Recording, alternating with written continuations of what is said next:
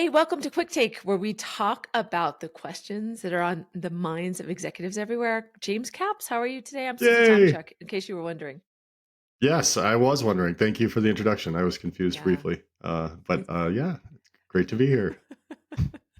Yeah, I'm like three people, you know? You're just one.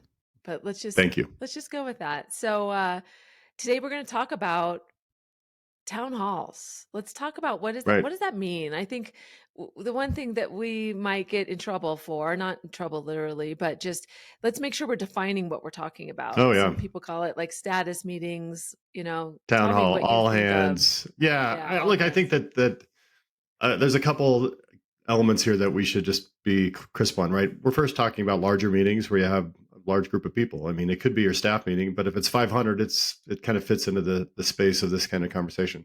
And it's also the kind of conversations that are more strategic in nature, the ones that are talking more about things that apply to a large group of people, maybe have long-term implications, quarterly meetings, annual reviews, anything like that is really the kind of meeting I think we're going to talk about today.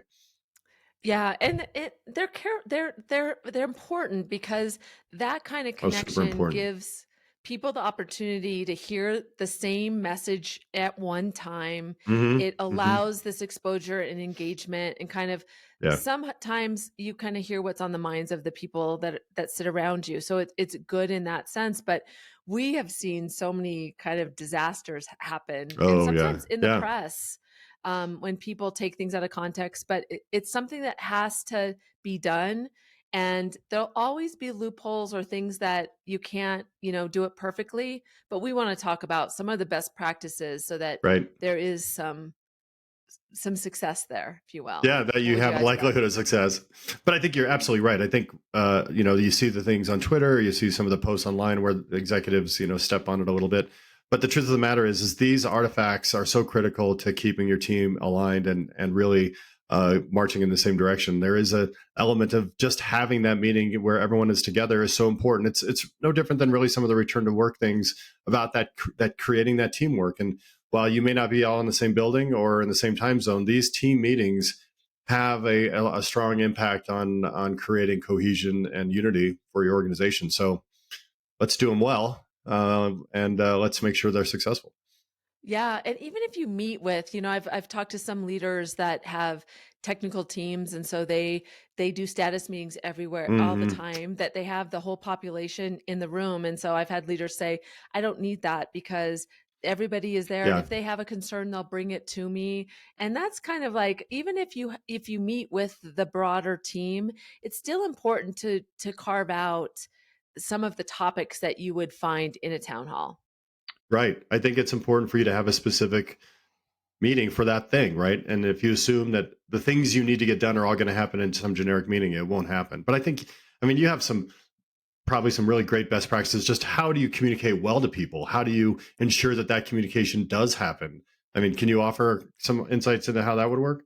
Yeah, for sure. I've been in some unique situations where I'm working with the senior team and they're talking about what they want to communicate. And then Sure. I'm also working with people within the organization. So I get their reaction to what that Oh, feels yeah. like. What a great opportunity. Yeah. Yeah. So sometimes, and there's not a perfect formula, but there's things that are just tweaks when I think about communication. One is if you can be a storyteller, we all know the power of Oh, yeah. storytelling.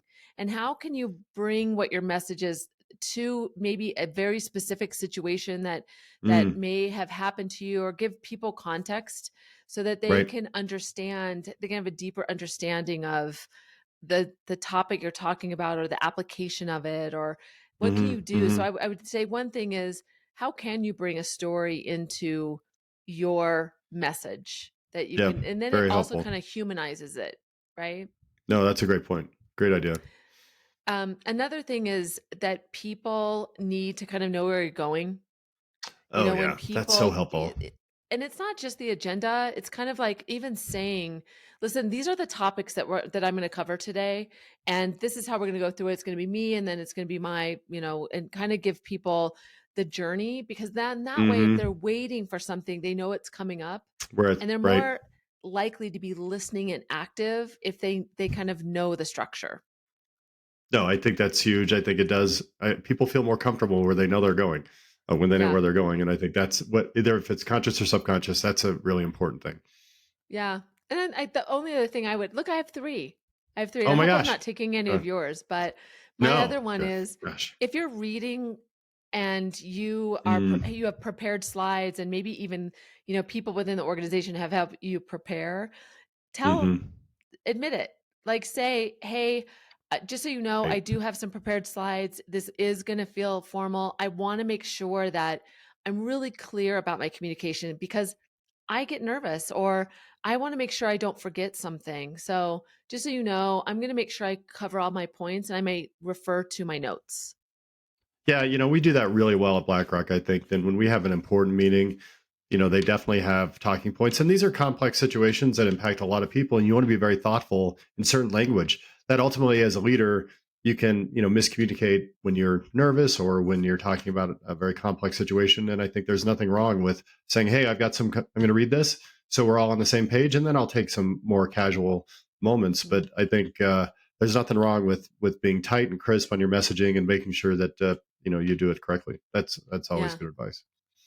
All right. But I So, think, yeah, I think yeah, the go other with things I wanted to yours. mention though was really, as we had our teaser for this, is really one of the best practices for a town hall and all hands meeting that are relevant to today's market too. Where I Mm, can't wake up in the morning without seeing some video of somebody's all hands meeting online where they said something silly. And it's a challenging time when you're speaking to your teams, a large team, and you're using video now and it's remote.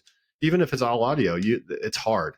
And you can no longer look at the furrowed brows and the raised eyebrows and the discomforting seats, yeah. to see that maybe you're not landing correctly. And I think my first best practice is, I think we just have to assume everything's recorded, and more importantly, that it's a broadcast. So the recording is interesting, but the Mhm. broadcast is more about, it's a one-way communication.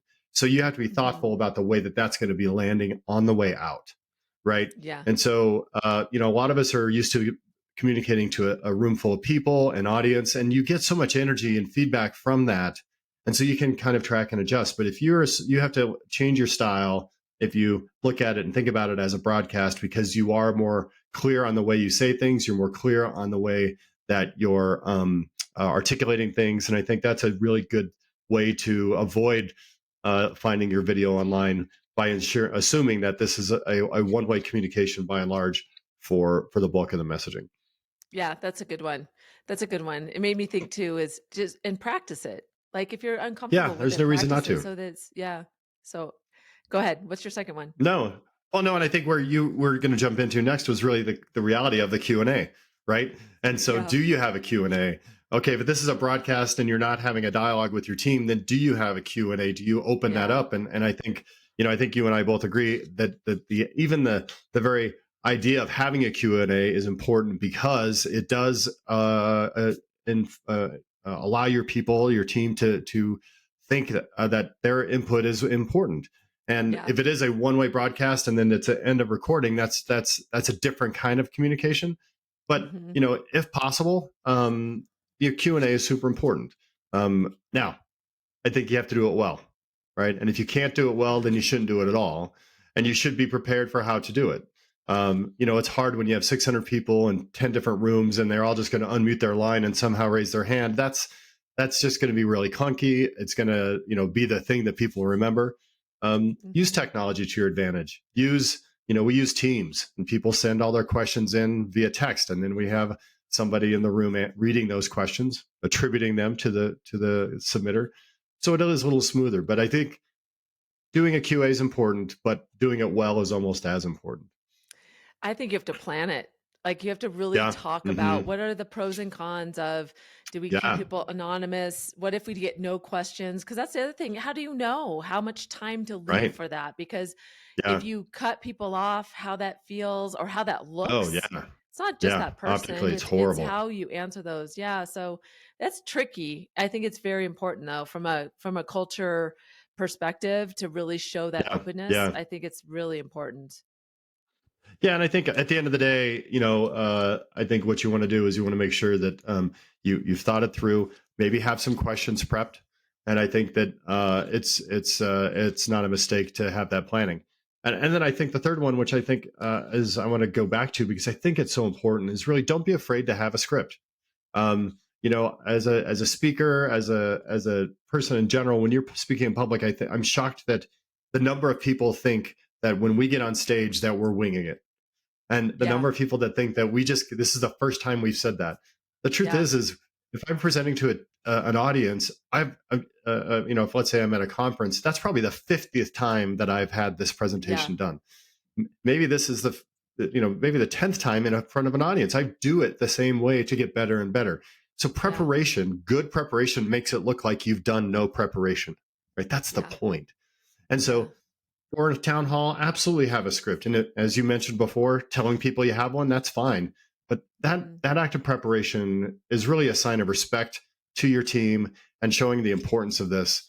I think you will be more respected if you're more crisp in your communication, and it feels like it's important. If you're going to riff Yeah. and spend 20 minutes talking about the time you went bowling in Mm. Sacramento, well, that your message is going to get lost because bowling in Yeah. Sacramento is not always that great.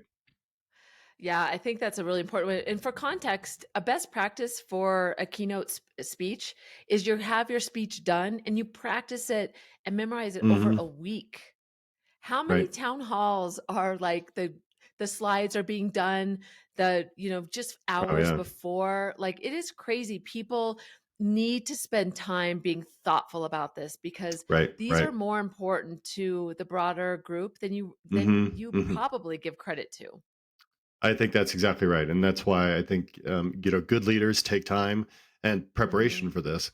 And sometimes it is shocking how much effort it takes to get things done. I know that we joke at BlackRock that it takes a long time to get a organizational announcement out. It takes weeks, but the truth is these are important conversations and these are important Yeah. changes, and we should give them the time that they deserve. And I think your teams deserve a little bit of preparation. I think it goes to your credibility, it goes to your team Mhm. morale, and broadly speaking, having a solid team meeting, a solid town hall is important for your culture. Yeah, I think it is. And they do say that the senior team kind of lives in kind of this communication, like they talk about it all the Hmm. time. So they believe that everybody knows it or has some context to it. And I Right, think you right, also need right. to like practice it or let somebody from the outside also Hear understand so that it. you can evaluate how it lands. Yeah, I think that's a good just general best practice about communicating as an executive. I always laugh that by the time you're telling your team about it, you've been talking about it for months. And so, but you have Yeah. to go back to the beginning, and you have to remember that they don't know what Yeah. any of this means, and they weren't on the journey with you. And so, like it's when you do an org announcement and you make it, that's day one for everybody else. It may be day 75 for you, but that's day one. And you go back to Yeah. your points about how you build the story and how you um, tell people where you're going. You just have to make sure that you're talking at the level and at the understanding level of the audience. And I think that's something we miss out on quite a bit. Completely. Completely. All right. So bring us back. Give us the top line of Right. the three. So look, these large meetings are super important and super powerful, but we have to be thoughtful. First off, assume it's a broadcast. Remember, it's all going out, and so you're not going to get a lot of feedback. So your one way communication style is very different than maybe it was 2 years ago when you were able to get everybody in a room. And that failure to identify that sometimes gets people on the internet with poor communication. Secondly, do Q&A, but do it well. Q&A is important to ensure people feel that they're part of the process, but also if it ends up being the goofiness part and the weirdest part of the whole presentation, you're going to lose all the goodwill that you created through your town hall. And third, preparation is key. Don't be afraid to have a script. Don't be afraid to tell people you have a script. If it's important to you, it's important to the team that they should see that it was important to you by your preparation, and quality matters.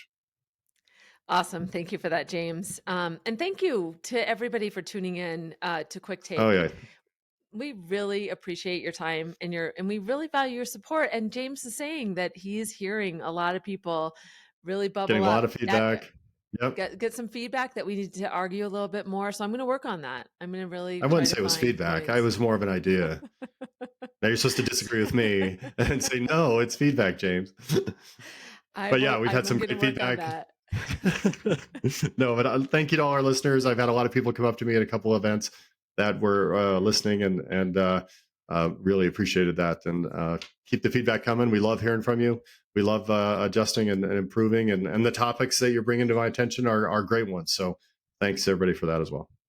Yeah. So, and if you found this helpful, please consider sharing it with somebody. It's a win-win.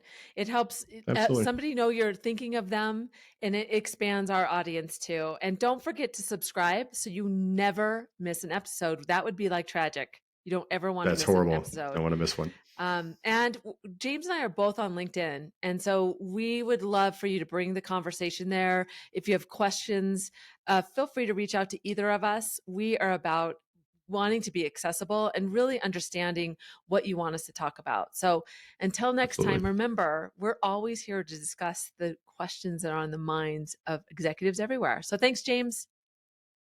Take care, Susie. Have a good one.